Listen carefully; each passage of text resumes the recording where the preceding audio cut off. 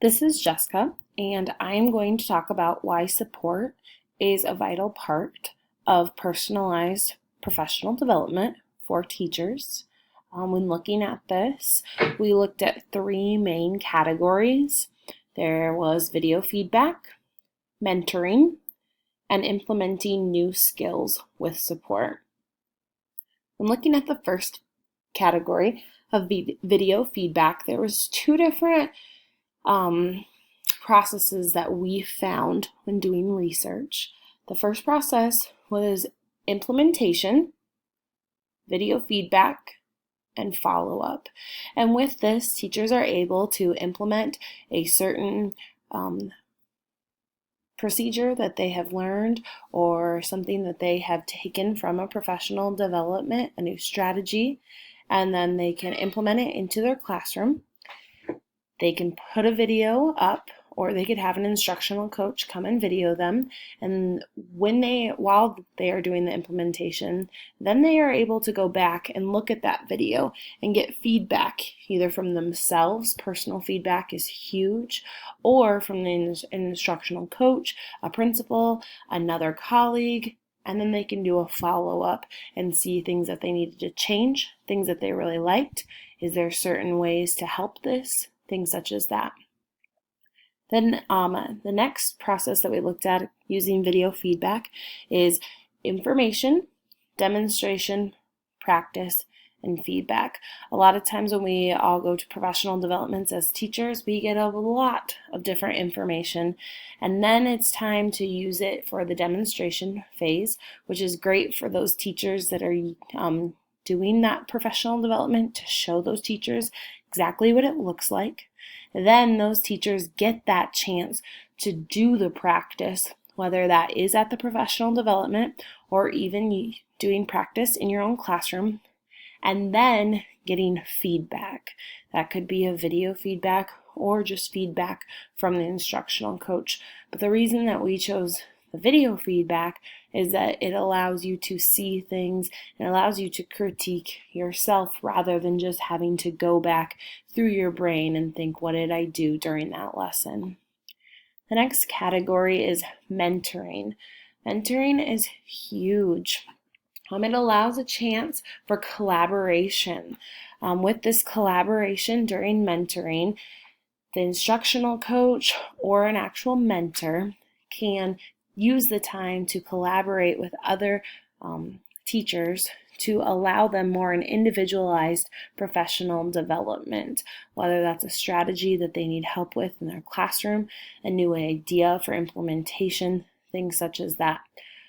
Something that we talked a lot about in our Messy document was how new teachers, it would be great for them to have mentoring. I can speak from example. I just finished my third year of teaching, and my school requires you to have a mentor your first and second year of teaching, and that was huge for me.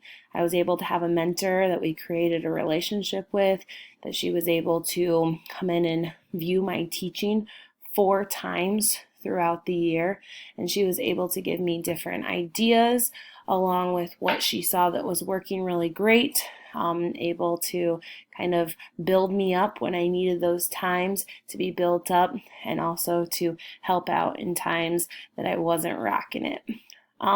Mentoring can be formal and informal. I just gave you an example of a formal experience with the mentoring, with the new teacher, when you're assigned a mentor and you go from there. The informal mentoring can be any sort of professional development that you are wanting, and you see another teacher that is using it effectively in their classroom. This is really exciting, especially for the technology piece, to develop maybe a mentor role and give people those different advices, what they're wanting. A lot of it in my school is especially with smart boards.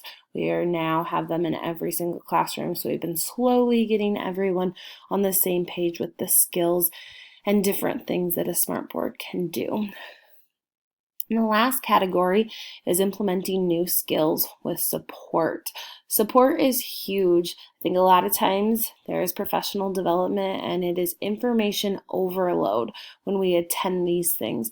So with a professional development, you want to make sure that you are adding in that support feature, whether that be through different things like I have already talked about, or different things.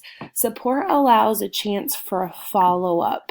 It allows that chance when you go to that PD, you think, oh, I have some great ideas. I'm going to implement everything that I have learned. Well, the reality catches up with you, and then oftentimes teachers don't even implement one thing. So if there was a follow-up piece, teachers are able to, they know that they have to implement something with a new skill that was learned and what they can take from that and go from there. And it also is able to create connections. Support is a huge piece. We've talked about that collaboration piece, which is all over the 21st century learning skills for teachers and students.